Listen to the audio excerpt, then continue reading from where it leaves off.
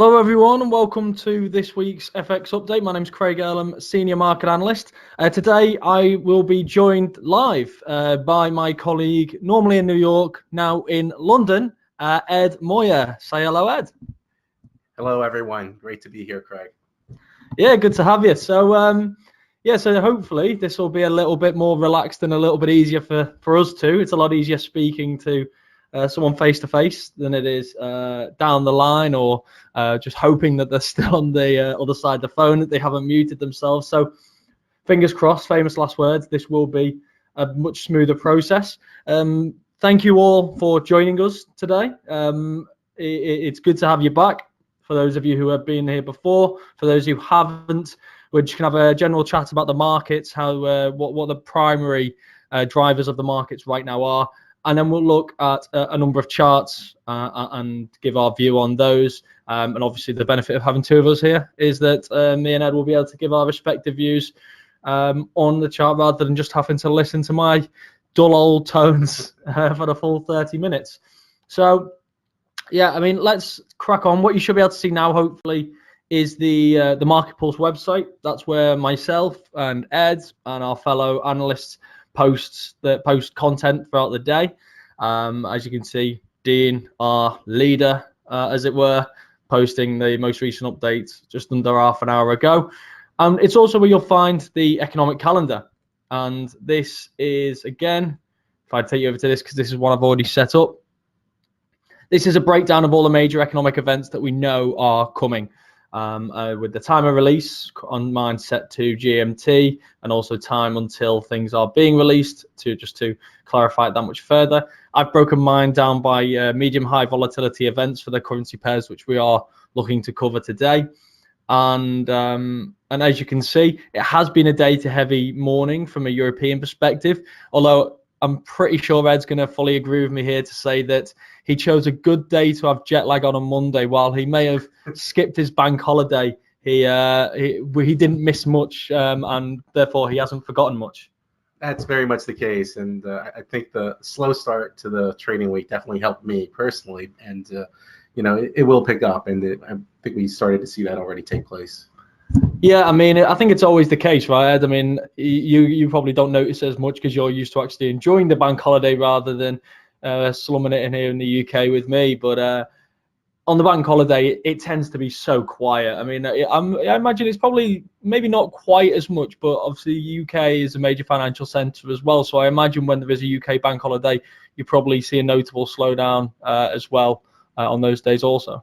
Very, very much so, and liquidity is the big thing for us. And when one of the major regions is on holiday, it definitely is reflected in the charts, and you don't see much conviction behind any of those moves. Yeah, and you often can see some surges of volatility, but like you say, the conviction's really lacking, the longer term conviction. So yeah, it was a really slow start to the week, and I guess we in the UK here have the benefit of the US actually joining the session on Tuesday. But speaking to my colleague in Asia overnight, who's based in Singapore, Andy, they basically get the double whammy of the bad Monday and the bad Tuesday, because they're getting no lead whatsoever, 2 days on the bounce. So hopefully Asia will see a nice little pickup overnight tonight from a UK perspective, but obviously Wednesday over that way. We've had some data this morning which has come out. We're really lacking the kind of political news. I guess I think it's safe to say right now everything seems to have dried up a little bit. So obviously last week, let's start with your side of the pond, Ed. We had Trump announcing the national emergency, the ability now to build his wall, follow through on his campaign promise, which I'm sure is going to very much appease the support base that voted him in. It does. I guess we always like to think about the political naivety in many ways of Trump. He is a businessman, and therefore he doesn't have the same maybe the same perspective, the same approach as your stereotypical politicians. And from his perspective, he promised it, he'll deliver it, even if it means bypassing Congress. Very, very much the case, and I think that we're seeing everything done now going forward is leverage for 2020. And as far away as that is, every decision right now is going to be considered as far as how can I secure votes in key states, key areas, and this is one of his key campaign promises. So he's making sure that he will not be defeated by saying you didn't deliver on your main campaign promise. So as much as this is going to be dragged out in the legal courts, it will, dominate the headlines for now. Yeah, and even if this is dragged out for the next 18 months, he's seen as doing everything that he can in order to get it over the line, even if they have to wait longer in order to find out if it's actually going to happen. And then during that period, then he can look at other ways to do it if this falls behind. So at least it doesn't reflect in his base badly on him. But it, yes, I mean, like that. I guess from our perspective, it's not a big deal. Obviously, are going to be firms and everything within that who are going to benefit from building the wall. But from a broader market perspective, that's one of the US stories that actually isn't a major market mover. It's probably one of the ones that's grabbed the headlines, but it's not grabbing the headlines quite like the US-China trade war. We had 5 days of negotiations last week in Beijing. Steve Mnuchin, Robert Lighthizer heading over with the team of negotiators there.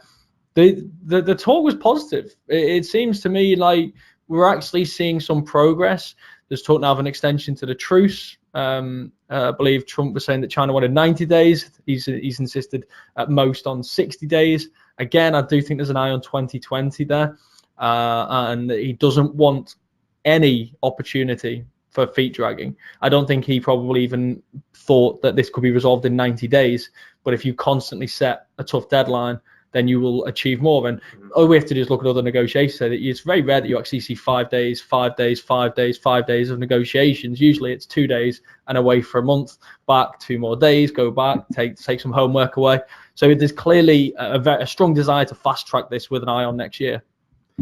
I very much agree so. And one of the key things that we saw was that the positive tone that has been struck on both sides is really helping alleviate a lot of these market worries that we saw with when we take a look at the U.S. equity market. Now, the optimism that we are seeing in this trade war is likely to continue as talks resume today. And for most trade junkies, what they're noticing is that any type of framework agreement right now is going to be risk on. There's when you look at the agreement that will be reached upon, there will be a lot of scrutiny. It will be very hard to deliver on these promised changes and to have the checks and balances as far as how can we enforce that these forced transfers or intellectual property theft is being done.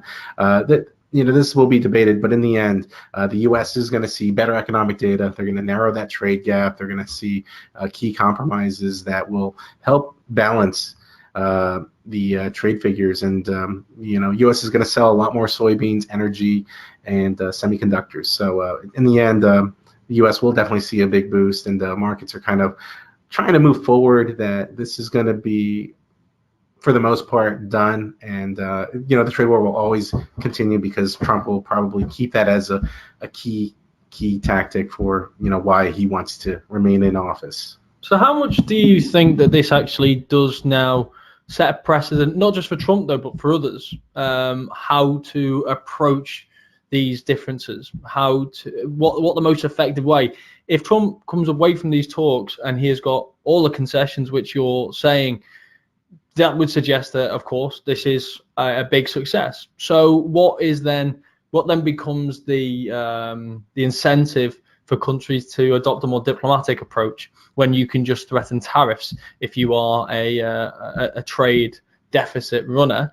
Are we just relying on the fact that other countries may just not be as obsessed with a trade deficit? And I'm talking about the UK as one of those prime examples. We've been running trade deficits for years, current account deficits for years, and there's varying research which suggests how harmful or not harmful that is.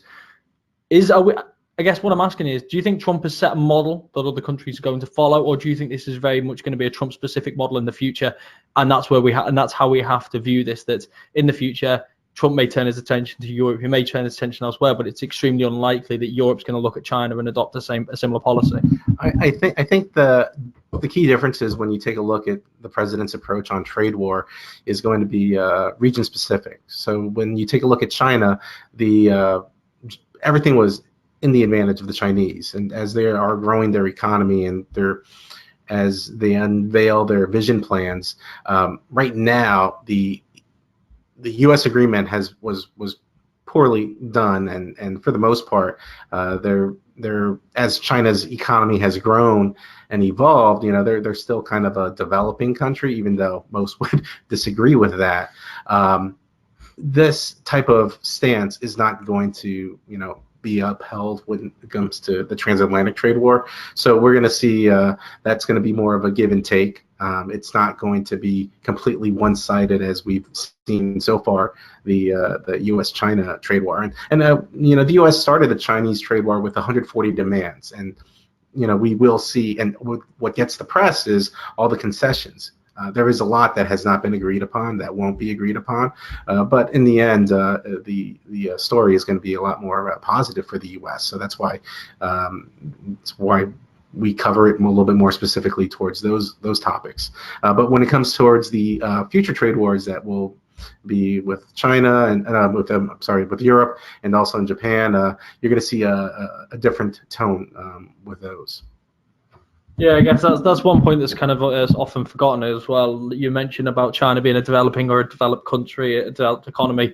It's still debatable. It may be the world's second largest economy, but that doesn't mean there's still not significant areas of deprivation, and it's still developing in many aspects. And that's one of the reasons why this deal, which is seen as being so much better for the Chinese than it is for the US, that's not necessarily unintentional. This idea that the weaker currency does benefit their export market, because the idea that what lifts one will eventually lift all, and therefore doing something which allows the Chinese economy to run at double-digit growth for so many years. Yes, China was the primary beneficiary in all of this, but in the longer term, we all naturally benefit from whether it just be from a purely global perspective, or if you want to look individually, your cost of living, effectively your purchasing power. We all do benefit, but there has to be a point when that starts to transition out, and when it starts to act like more of a developed country. And this is something clearly that the Trump administration has wanted to speed up the pace of, because they believe that they're further along the economic chain than it would appear.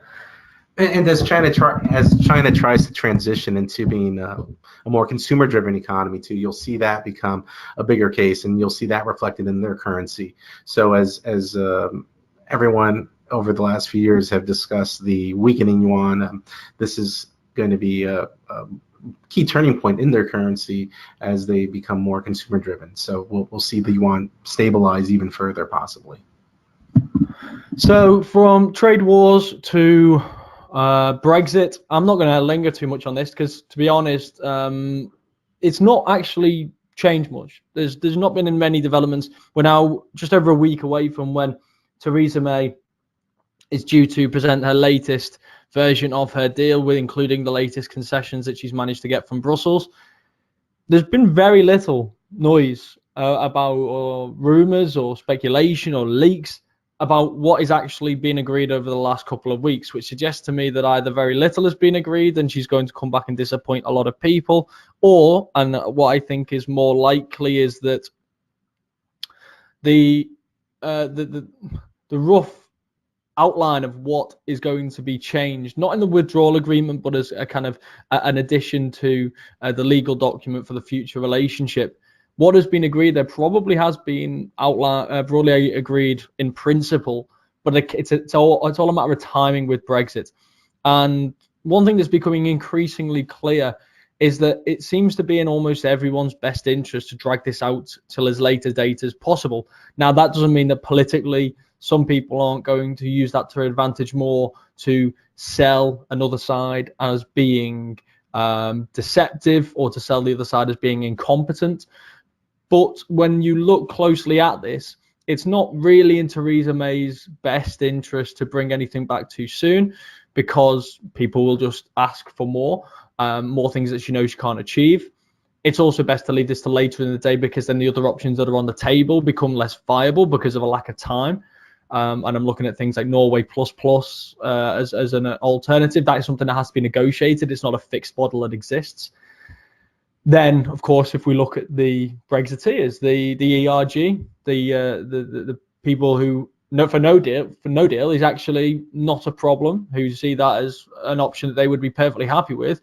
They know full well that that's not going to get voted through Parliament. So the only way of that actually being achieved is to run this deadline down to the wire and have this accidental no deal Brexit is being termed, although I think that's utter nonsense, this idea that we could accidentally stumble into it. We look at the European Union.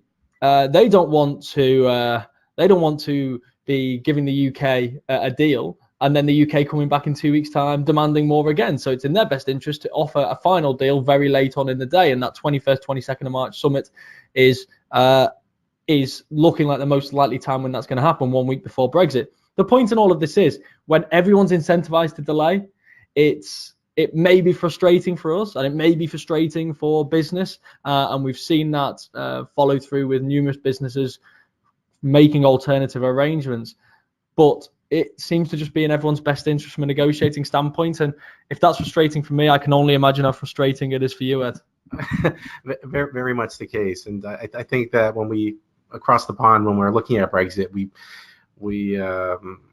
try to get a sense of, as far as, what is going to be the best hand that is played at the end. And right now it is, as you said, running down the clock. There's been so much small headlines that have come through that really have not generated any key moves, like yesterday's story about the labor leaders resigning, and possibly that's hurting Corbyne's hand, but nothing really doing to sterling that. There's so much headlines that are coming, but right now it is a wait and see mode, and it's very boring for cable traders. Yeah, it's not exactly the game-changing headlines that we want to see. But I guess what is impressive in all of this is we look at the data this morning, and despite this enormous uncertainty in the market, despite this potential major economic threat to the UK, despite the fact that it has performed worse in the last 2 years than it may otherwise have done, and all of the forecasts and the major papers and everything that are written suggest that the UK economy is smaller than it was. I think around 2% seems to be the consensus, than it would have otherwise been. And yet we look at the data today, for example, and unemployment is at 4%. That's the lowest since March 1975. We've got average earnings is at 3.4%. That's quite a decent level of earnings growth that we're seeing right now, especially when inflation is closer to 2%. So we're seeing some real decent real wage growth. This suggests to me that actually what we're looking at, there's a lot of focus on the uncertainty and the economic threat narrative. But when we actually look at it, the chance of a no-deal Brexit are very slim, and I think they're so slim it's just not going to happen. I'm convinced it's not going to happen at this stage. Famous last words, of course. But the foundations, therefore, in the economy are very much there for the UK after a deal is agreed to actually undergo a period of a decent period of growth compared to what we've seen in the last 2 years. Of course, the headwind there is the fact that we're now entering a period where we're seeing a global economic slowdown, which isn't ideal. But I think the foundations are there, and like I said, the data this morning I think was quite encouraging. So let's move on from that boring topic. I think we probably talked on that for too long, and I think 2 minutes is very much too long. So yeah, I mean, still to come this week, we've got the FOMC minutes on Wednesday. Are you expecting much from that? Not so much, but the one thing that we are starting to get is comments on quantitative tightening. So Fed's Brainerd last week did highlight that she would like to see that end at some point this year. So as we look at the Fed's policy stance, everyone is fairly convinced that rates are going nowhere.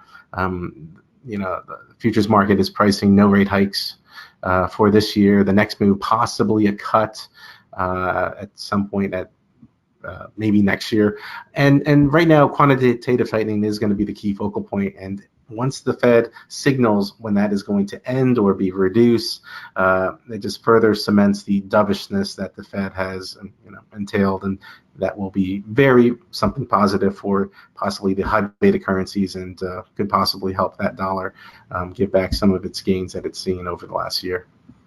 Yeah, I think we can probably just copy and paste that for the ECB minutes, right? I mean, it's very much the same idea that we're going to see a slowdown. We're going to see, therefore, tightening actually come at a much more gradual pace than was previously expected. I guess the additional factor that we've got over this side is that we've got Germany, which just escaped the recession by 0.1%, and that could be actually revised. We've got Italy, which is in recession. We've got Spain, where we have no government, where we've effectively got elections coming up. We've got the Yellow Vest movement in France, the protest movement against Macron and his policies. So there is a broader economic challenge there, and obviously, again, the exposure to China and the slowdown in the Chinese economy is weighing heavily there as well. So it's very much a copy and paste job here. We've got a lot of PMIs on Thursday. I'm not really going to go into much detail on them because that's just a notable data releases that can have these interim fluctuations in the market, and you can see a lot of activity around them, but there's not much worth really talking about here beyond what's expected and what could therefore obviously happen.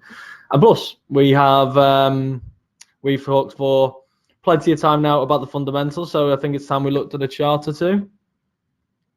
Now, with the charts, I don't think enormous amount has changed in the past couple of weeks, if I'm honest, especially this consolidation in the last week. From my perspective, I'm looking at this and nothing's changed. You've still got key support around these kind of 112, 113 regions. The lines that I've got on here around 112.50, 113, because that's been a support zone for a long time. The reason why you'd have to give it a bit of breathing space is because of this last dip below here, down towards 112 here back in November of last year. But I think, like I said, the message is broadly the same. This is a dollar strength move at the moment. Obviously, we are seeing some euro weakness as well. But at the moment, we're staying very much still range bound. Yeah, very, very much the case. And we're very much looking forward to when this finally does break out of this very tight range. With the pound, there's just such a heavy Brexit focus. It's hard to really see that past that at this moment in time. We've seen a bump up over the last 48 hours, which I'm sure some people will want to try and attribute to what Ed alluded to earlier, the 7 UK lawmakers from Labour, the opposition party, resigning. Maybe some suggestions that they're resigning in protest against the Labour Party position, among other things, but also they're all one thing they've got in common is they all want a second referendum. Well, in my view, this doesn't actually increase the potential for a second referendum. It means you've got 7 new voices calling for one publicly, but it doesn't necessarily suggest that we are more likely to see one until if the Labour Party changes its position, then there is more potential. But even then, I still think it's a bit of a stretch at this late stage. The one bit of leverage that second referendum supporters would have is that if Theresa May's deal looks really threatened, then they could demand a second referendum on Theresa May's deal in exchange for support for the deal itself. But I'm not sure we'll actually get to that point at this stage, and I don't think what happened yesterday changes that. And if there's any question about that, if you look down at the actual chart around the time that this news broke out, I think it was around 10:10 in the morning, the sterling didn't even move 10 pips. There wasn't a single move, and this was headline news. This was breaking news everywhere, and sterling just didn't move. So I think that was quite clear that markets aren't really perceiving it as that much yet.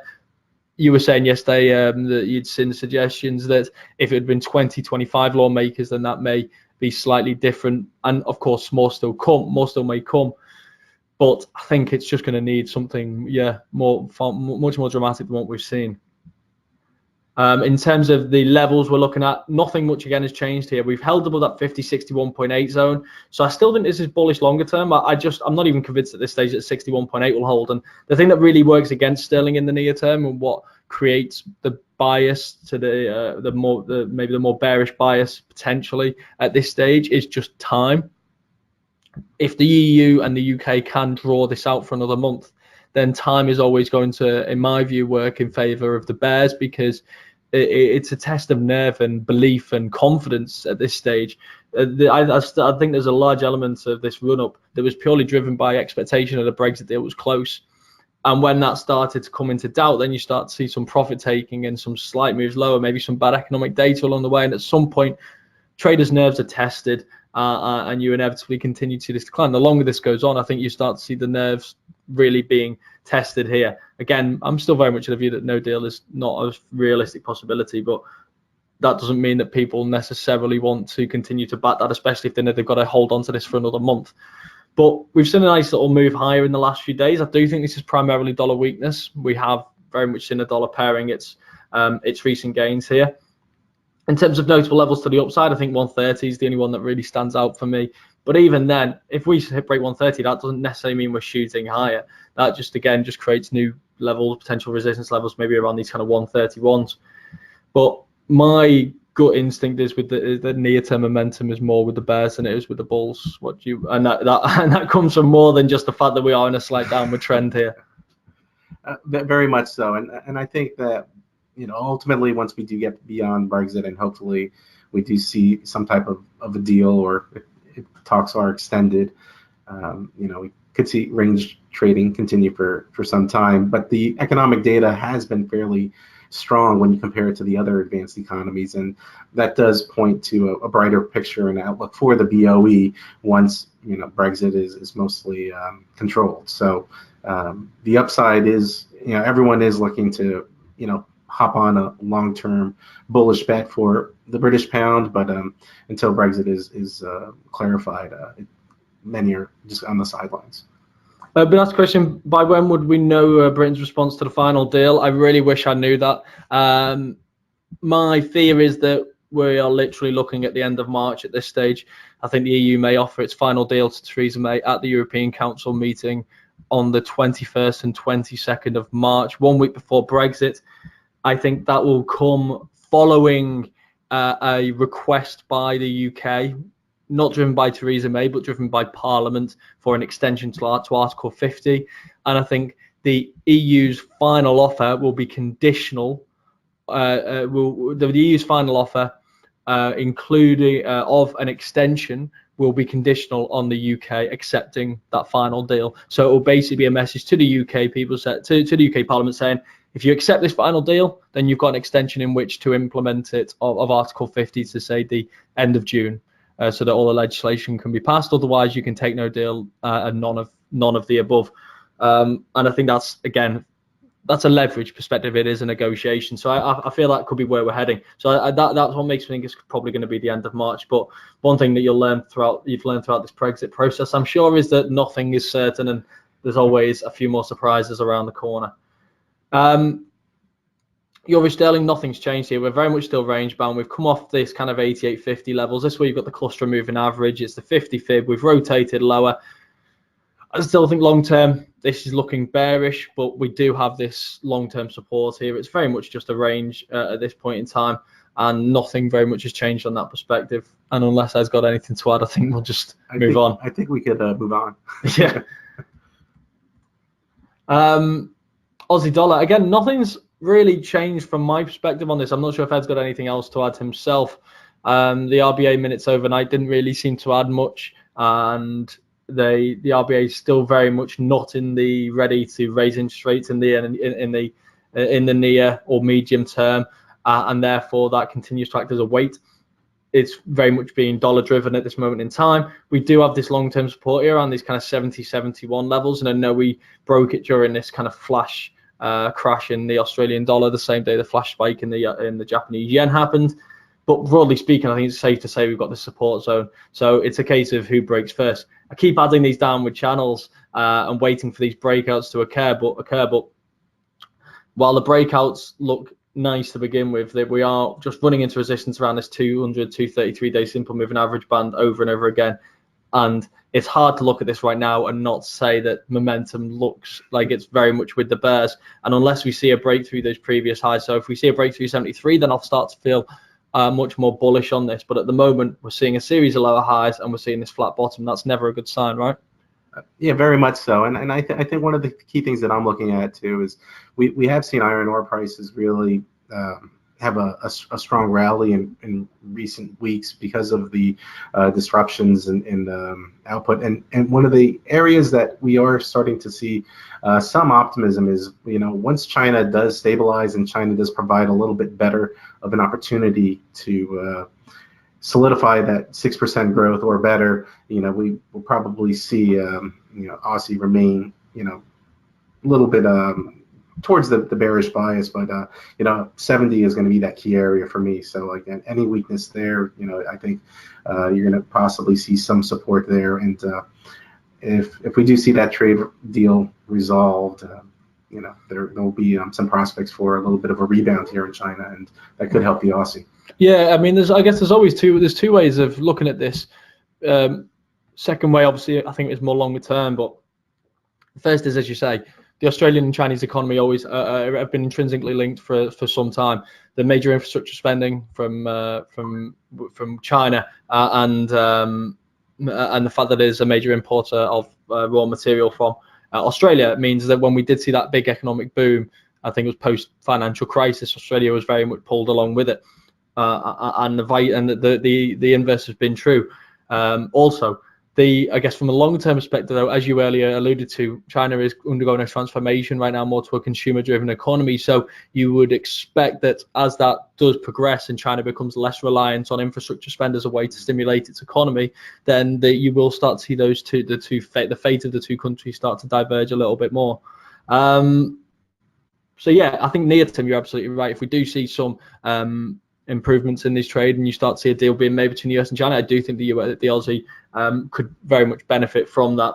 And it's also, you've got the high beta side as well, the risk currency, and it's quite clear that a trade deal between the US and China is a very risk-on move, and that's the type of environment when your high-yielding currencies like the Australian dollar and the New Zealand dollar, etc., do tend to perform well.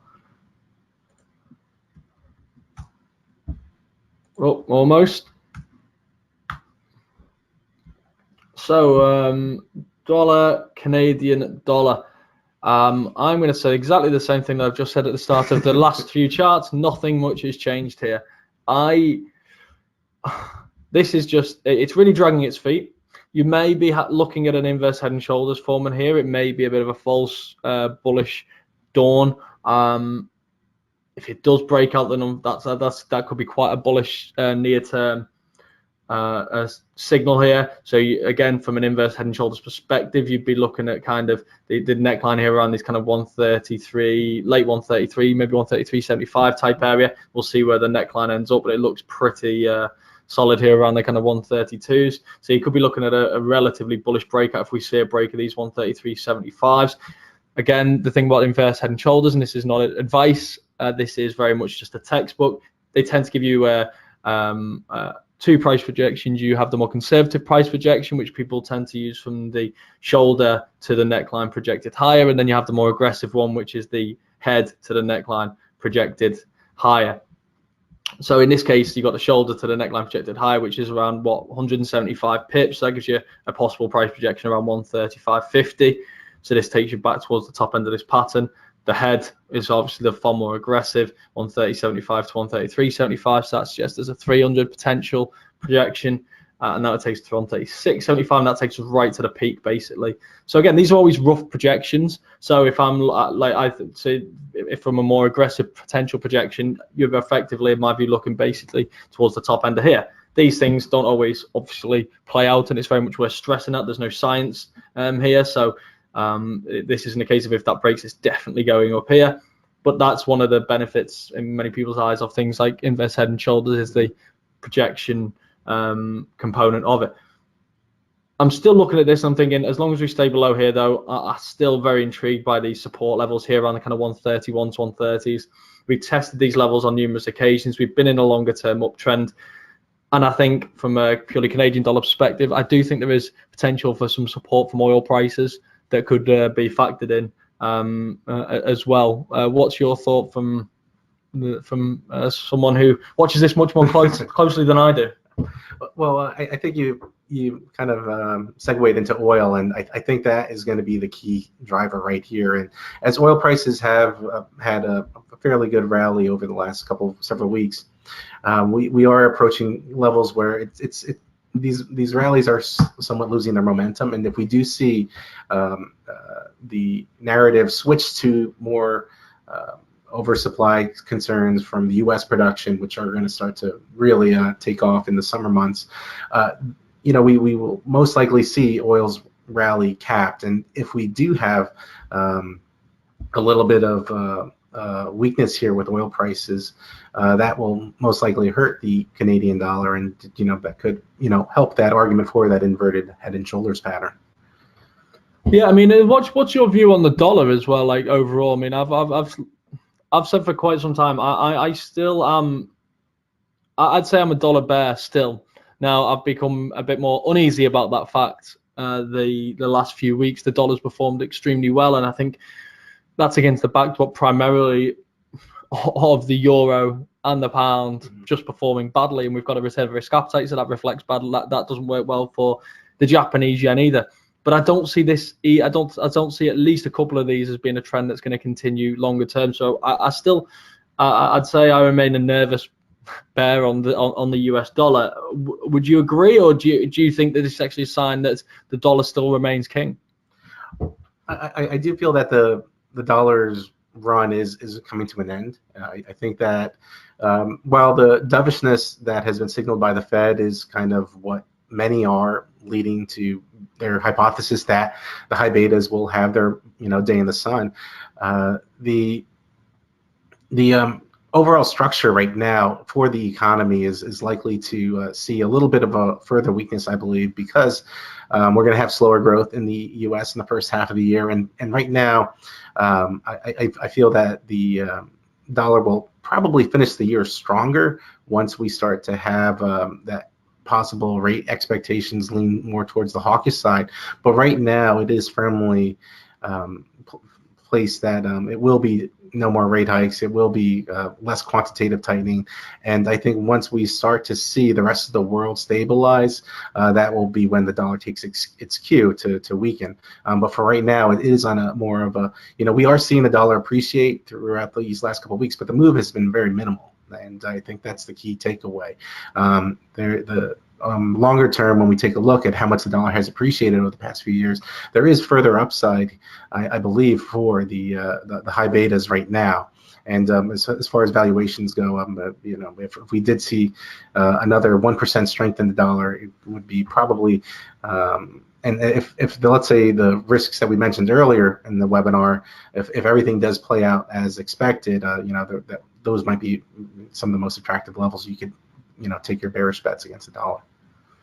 Yeah, and obviously, just to reiterate a point that I just said, none of this is trading advice. This is very much just our personal views, just to make sure we're covered straight from the off.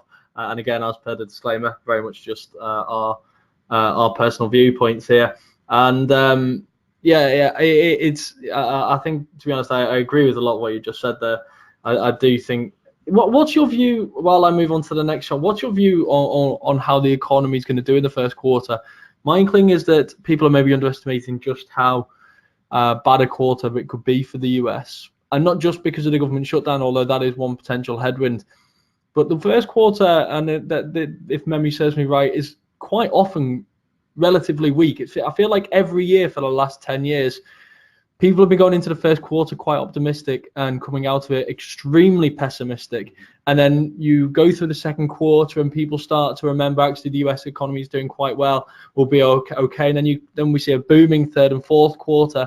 And then we go into the first quarter again overconfident, and we rerun the same cycle over and over again every year. Last year obviously is the anomaly because of tax reforms. But what's your view on the first quarter? I think that right now, and you can take a look at the way the stock market has priced it. Before we had the September or the December swoon, we did see earnings growth expected to be around 11% by most of the top banks for the entire year, and throughout the last couple of weeks, that's been cut in half. So everyone is expecting negative growth in the first quarter, and they're expecting overall for earnings to be around 5%.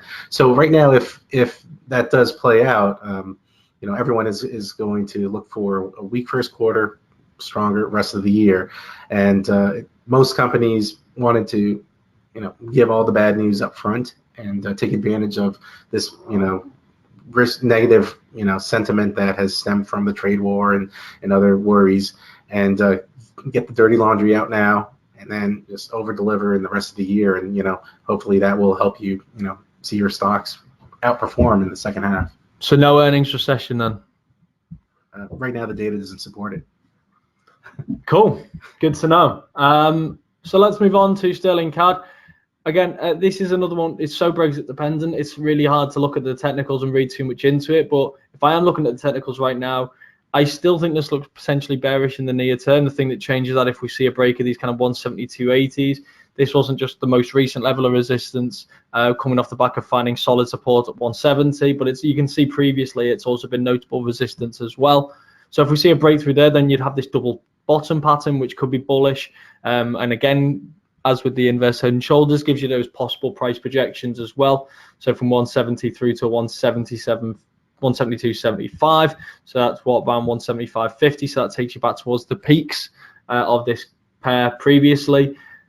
But really, like I say, I think this is so headline driven at this moment in time. I'm keeping an eye on these technicals, and really I'm treating this like a zone where you've got resistance here at 177, 172.50, support at 170, and if either of those breaks, I'm interested again. Yeah. Nothing to add. I like your levels on that one, and I will say the chart does look very technical right now. So. Yeah, it's very technical but very sensitive, I guess, is the thing with to headlines, and headlines which are coming, you just don't know exactly when. Kiwi dollar. There was a time when I really liked this chart, and that time has passed for now. We're in consolidation mode, and nothing bores me quite like consolidation.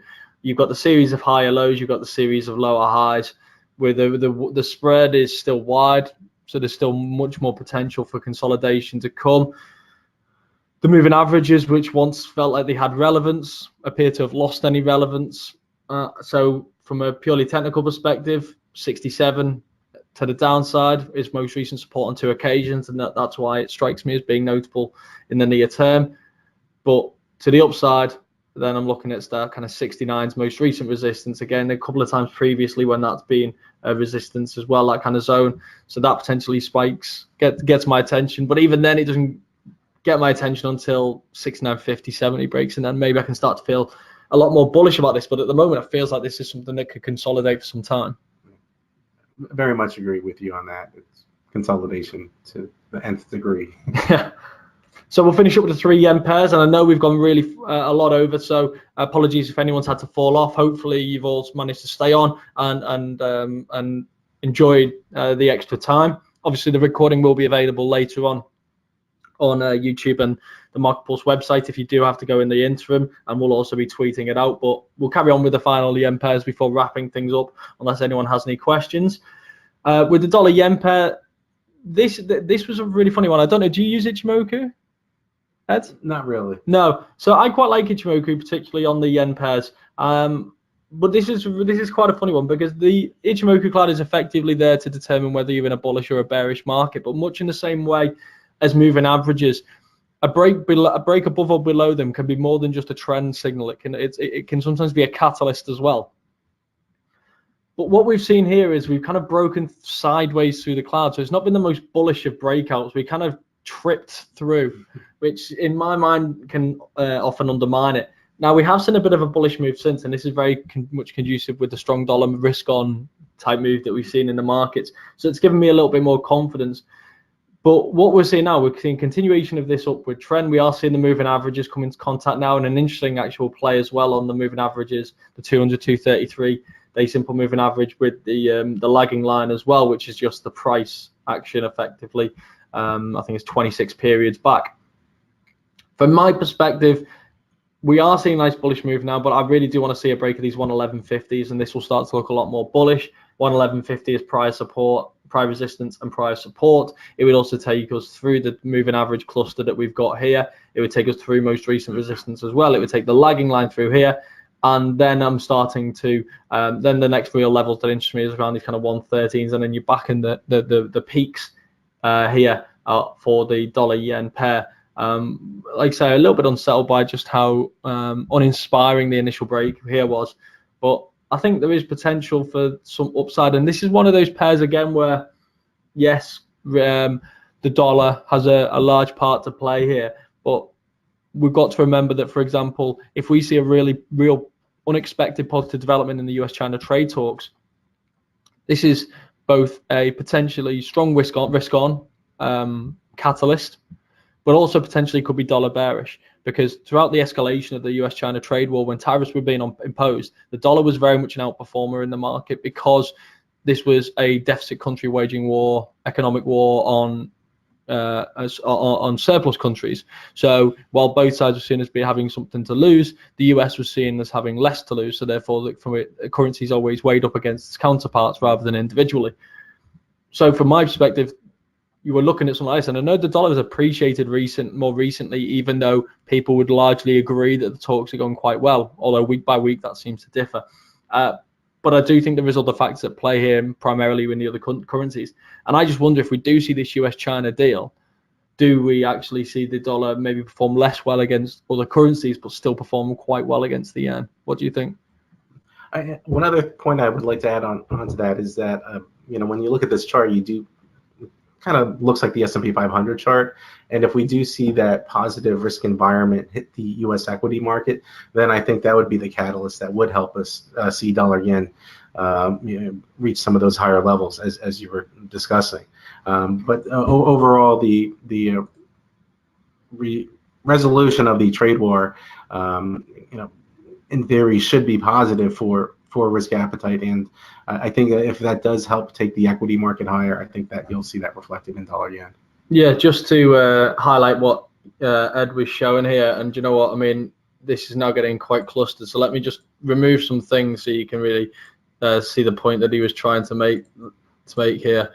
I can add all these back on later, but the so this is the compare button which we have on the charts here, so you can actually add two different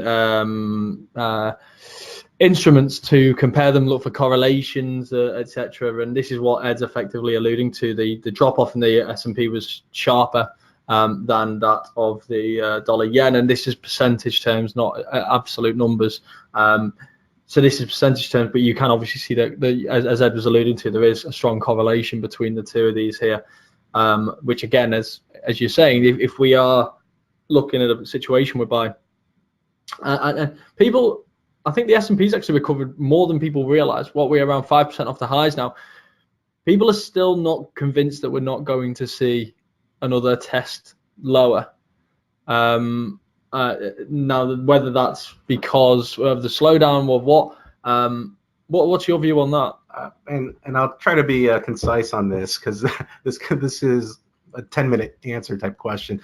Throughout the history, or over the last 40 years, we've seen 4 non-recessionary 20% plunges, and each time that we've seen them, there's been a quick relief rally, and we've seen a retest of those lows the other 3 times. So that's what kind of one of the main reasons school of thought that we are expected to see a key pullback, but typically we would have seen that already. So the market refused to break, which is either A, because too many people were trying to short and make that prophecy come true. So right now we've kind of reached that period where that pullback was already supposed to take place. So now whether or not we struggle to go higher and then we finally see it, that could play out. But right now the overall pessimism that was priced in is kind of markets are forward looking, and if everyone is optimistic that the second half of the year will be stronger, it will be tough to see equities really have another retest of those lows. That's really interesting, that point about the non-recessionary pullbacks, and it really is. I find it quite amazing just how much we've rebounded. There was so much pessimism close to Christmas when we were hitting 20%. It's like, is this the end? Is this the end of the road? And we were walking off the edge, and all of a sudden we're back to near previous highs. And I guess this does say a lot about the markets as well right now. Yes, we are in monetary tightening mode. The economy is much more reflective of what much similar, much more in much better state than it has been for a very long time, and has been throughout the last 10 years when we've had quantitative easing. But it still doesn't feel like we're in normal times. It still doesn't feel like the markets are reacting and acting as they would have 10, 20, 30 years ago. No, I completely agree. And the other key, part of the economy that you have to look at too is the credit side, and the credit markets are still stable. So if you have an accommodative Fed, if you have no major worries in the credit markets, it does historically point to a strong argument for higher stocks, and in that case, that could help dollar gain. For those of you who are wondering how I got all that stuff back on the chart just now, it's very much like Microsoft Word if you're using just a normal Microsoft laptop. So Control and Z, undo. So if you delete anything by accident, Control Z, and it will pop it back on your chart, and you can hit it as many times as you want. So something I found out entirely by accident, if I'm honest, but handy nonetheless. So sterling yen, again, we kind of sleepwalked through the sides of the Ichimoku cloud. We had this kind of consolidation period. We've broken higher kind of. It's been a bit of a false breakout. It's been a much ado about nothing in many ways. Again, the message I'm seeing here, like similar to other charts, is we've kind of got this floor here around the kind of 141s where we're still finding support, but we're not seeing new highs being made, which makes me a little bit nervous maybe. But again, it's so news flow driven.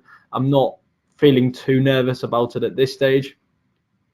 This is one where I could just see a lot of volatile price action, a lot of maybe consolidation, maybe even a range bound type trading with this kind of 144.50s, 145s providing some top side resistance, and 141s providing downside support.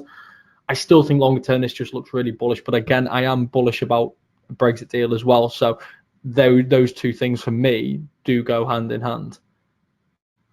No, I completely agree. And if your belief is that global growth concerns are going to ease, then I think that would also help, the story for the upside to take place here. Okay, well, now we'll wrap things up with Euro yen, unless you've got any more charts to add, Ed. One chart to add, perfect. Well, I've not really got too much to add on this, if I'm perfectly honest. This is very much, we're still in the rising channel. We again have sleepwalked through the Ichimoku cloud, which isn't overly convincing as far as I'm concerned. But you can see that we've kind of got this topside resistance. If we break through that kind of 125.80, 126, call it, area, then again it just looks as though we are continuing in this kind of slow move higher. The euro isn't one of the most favored currencies right now, but the yen isn't either. It's kind of like, who is the weakest? It's I don't know if any of you watch Friends, but it's like, I feel like we're watching a charting example of Ross and Chandler's arm wrestle, where it was two weak people wrestling it out for ages, and effectively both losing, but one losing slightly more than the other. And this is very much how it feels like it's playing out right now. Maybe even showing my age a bit there. Although it is on Netflix now, right? So I think a lot more people are watching it again. So that's, yeah, so the 127 to the upside is one that stands out for me. If we do break through this kind of 126, next big round number, which seems a bit obvious, but it's just also price support and resistance as well. So naturally stands out here. But again, you could maybe look at this and say longer term, this looks bearish. But at the moment, the momentum is very much with the bulls. And with that, I'm going to pass on to Ed for one final chart. Yes.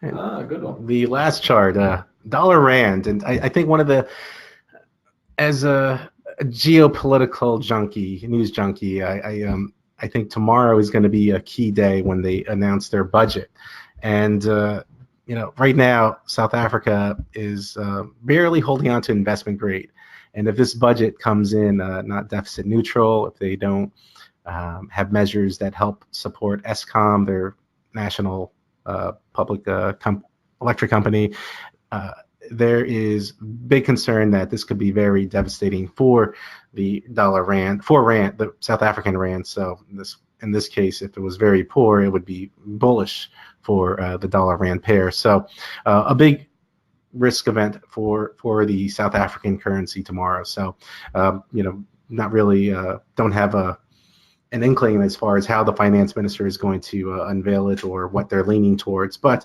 once we do see that, if it does disappoint, you could see dollar rand have a major rally. So that's one of the key events that I'm looking at for this week. Yeah, that's really interesting. Obviously, that's a political situation which we've been monitoring for now quite some time.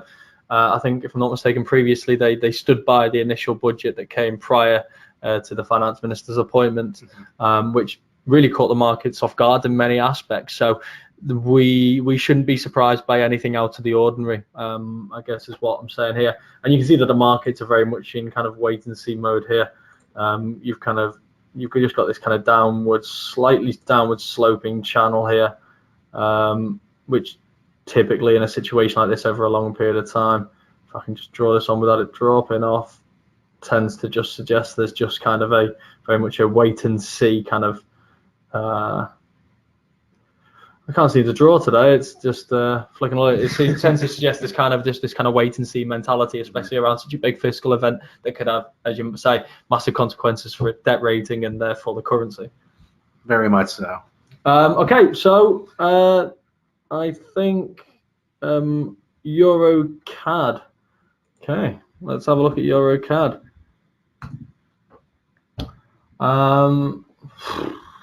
Wow, I mean, my first observation is this is very much not my my kind of chart. I will remove the Ichimoku cloud from there because it just doesn't really interest me on a chart like this. I mean, I don't know about you. I mean, we are just reacting off the cuff here. My first thought is this 148, 150 floor looks really solid. The near-term momentum is very much against it, but at this moment in time, we're talking very much long-term here. We're talking back to 2017 kind of levels. This 148, 150 is just held solidly throughout that entire period, despite numerous tests. That can be a sign of bullishness at times, but eventually that bullishness does typically become bearish when people decide they can't almost be bothered to defend these levels anymore, which are so clearly constantly coming under threat. And when we're looking back to the start of this year, we're very much seeing a downward trend forming, a series of lower highs and lows forming here. The one thing I'd always pay attention to personally in these situations is the momentum indicators to see what near term this is like, because this has been such almost a straight line. Even if that 148, 150 level is going to come under threat, it's not normal for this to come under threat in such a straight line way and just kind of break through immediately. You will often see some profit taking around the kind of previous support which can create a bit of a kind of a short squeeze, a bit of a bounce in the near term, and that typically shows up in the momentum indicators, as we're already starting to see here early. We've got the MACD histogram, which is showing higher lows. We've got the flattening of the moving average curve on the MACD as well. We've got a similar story as well in the stochastic. So that would suggest to me that we're potentially prone to some profit taking around these 148, 150 levels, but medium term, I still think this has some bearish potential. No, spot on. Cool. So yeah, I mean, I hope that answered your question, and that covered everything. We've had one more question just asking us to quickly show the dollar yen overlaid with the S&P 500 one more time, which I will add here, and we can have that on there while we do wrap things up ourselves. So here we go. But so I mean, that's all for what are the moving averages on the charts. So this is just my preferred moving average selection. I've never actually met anyone else who uses the same ones that I do. It's just very much a personal preference, but I guess that is in many cases the way with moving averages. Quite often people quite like the 50-day, 100-day and 200-day moving averages. I use a lot of Fibonacci on my charts, so it was just something that I was playing with over the last few years, which is using Fibonacci and my moving averages as well, and treating them more like an Ichimoku cloud than I would a specific price level. You'll see with a lot of levels that I do, as you saw actually quite just now, I tend to look at areas of support and resistance rather than lines of support and resistance. I think too often in trade, when looking at charts, people get so hung up in the very specific levels. I tend to look at areas where where momentum has been lost. So I kind of use my moving averages in much the same way. So my moving averages that I have on my chart are 55 and 89, which are the two purples, and the 200 and 233. Three of those are Ichimoku numbers, and I think just 200 is just so widely used it's unnecessary to ignore it. In terms of the levels which I'm using for my other indicators, they're all just the default settings. So with the MACD, as you can see, it's 12.26.9. With the stochastic, it's 14 period. And when I Control Z this a few times and get my Ichimoku back on, which is taking a bit longer this time. Here we go. With my Ichimoku, it is 926, 5226. These are all the standard level, the standard default settings that you see either in the textbooks or also on the platform as well. So I think that's all of the questions answered. So on that note, I will wrap things up. This half-hour webinar has been an hour, so I don't know if I should apologize or what, but hopefully you found it useful and you'll join us again soon. If you want to look at the recording to look back on everything, it will be online shortly. It will be on MarketPulse.com. We'll also tweet it out as well and put it on all the usual social media sites. But apart from that, thank you very much for joining us. I wish you all the very best of luck with your trading. Thank you, Ed, for joining me here in London. It's a shame that you're not sat next to me every week and that we sometimes have to do this down the line, but thank you very much for being here. Thanks for having me, and credit. I have not had a friend's reference in any of my webinars before, so I think there's always time for that. Yeah, apart from that, all the very best of luck with your trading, and I'll hopefully catch you again next week. Thank you.